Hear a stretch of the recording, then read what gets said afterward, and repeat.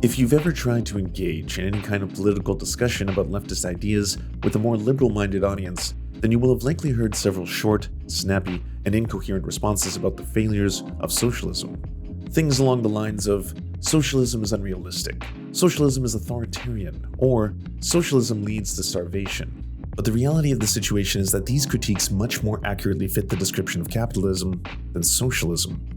Capitalism is a system that by its very nature only favors a few very wealthy individuals at the expense of everyone else in society. It is outdated and holds back our potential. But what specifically about capitalism makes it so dysfunctional? The root of all failures within capitalism is found within the innate drive to put profit above all other considerations. Many liberals incorrectly see this as a bug rather than a feature of the capitalist system, arguing that what we need is not the end of capitalism altogether, but the encouragement of a more moral group of capitalists to lead corporations so that they can make better and more sustainable choices, and that we can achieve this through small reforms and regulations. The reality is, however, that the nature of the capitalist system of corporate competition encourages immoral actions in order for a company to stay in business.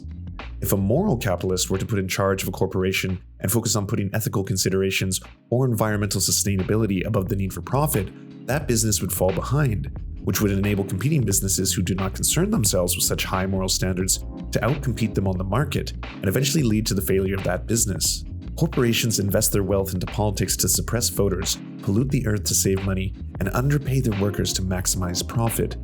Not because capitalists are inherently bad people, but because the capitalist system itself encourages this kind of corruption. This drive for ever-increasing profit, however, is not sustainable. The whole system relies on the promise of continual economic growth and constantly expanding markets within an inherently finite world, both in terms of resources and consumers.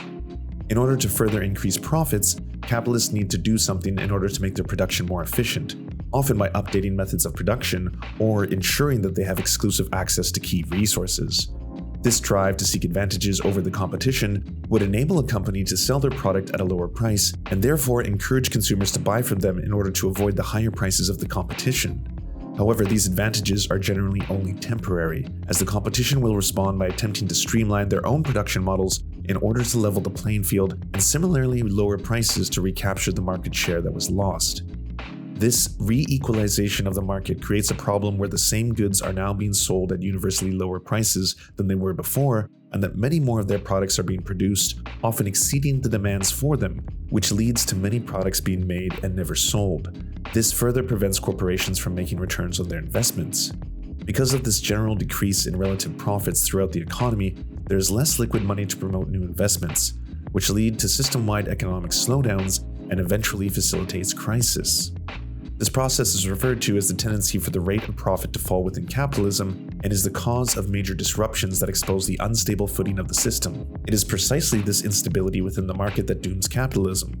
Capitalism is naturally predisposed to cyclical crises, generally one every decade, wherein the entire economic foundation of society are thrown into disarray. Small businesses go bankrupt, unemployment spikes, and prices rapidly fluctuate, leading to a general decrease in the standard of living for ordinary people, often accompanied by a loss of faith in the system, which in turn creates an intensified political polarization. Modern examples of this phenomenon can be seen in the 2008 financial crisis, or the current economic downturn caused by the COVID-19 pandemic.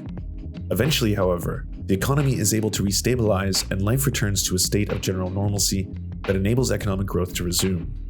The state is the primary engine by which capitalism is able to maintain itself, serving as an artificial stabilizer and life preserver for the volatile economics of capitalism, and because of this, capitalism naturally exists in an unstable and untenable balance between times of relative prosperity and catastrophic turmoil.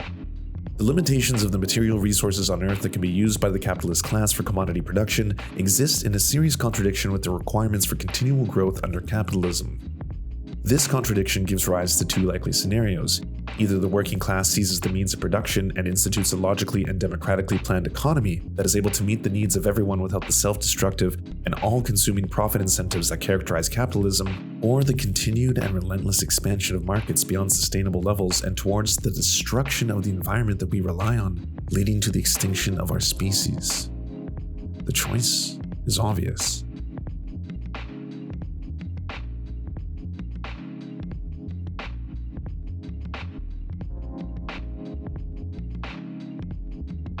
The Marxist Literature Collective is an organization which aims to educate as wide of an audience as possible on socialism, anti-imperialism, and progressive issues, using a Marxist framework.